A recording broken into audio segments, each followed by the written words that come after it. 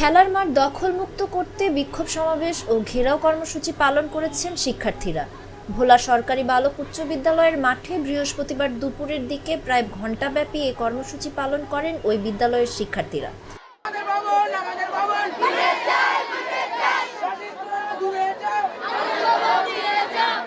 এদিকে খেলার মাঠে শিক্ষার্থীরা বিক্ষোভ সমাবেশ করে মাঠের পাশে গড়ে ওঠা নির্মাণাধীন সুইমিং পুলের ভবন ঘেরাও করে বিক্ষোভ করেন তারা। কিছুক্ষণ পর ওই বিদ্যালয়ের শিক্ষকরা শিক্ষার্থীদের সেখান থেকে সরিয়ে দেন। পরে সেখান থেকে সরে মাঠে ও তার আশেপাশে আবারও মাঠ দখল মুক্তির দাবিতে বিক্ষোভ করেন তারা।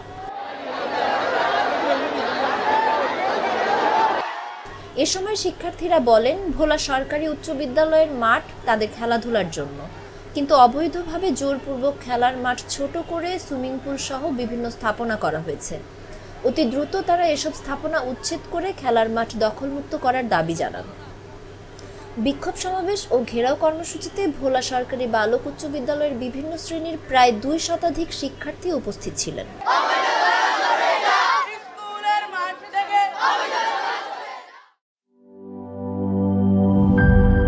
শিয়া বাটার ও ভিটামিন ই সমৃদ্ধ lily glam beauty soap. Lily, always beautiful.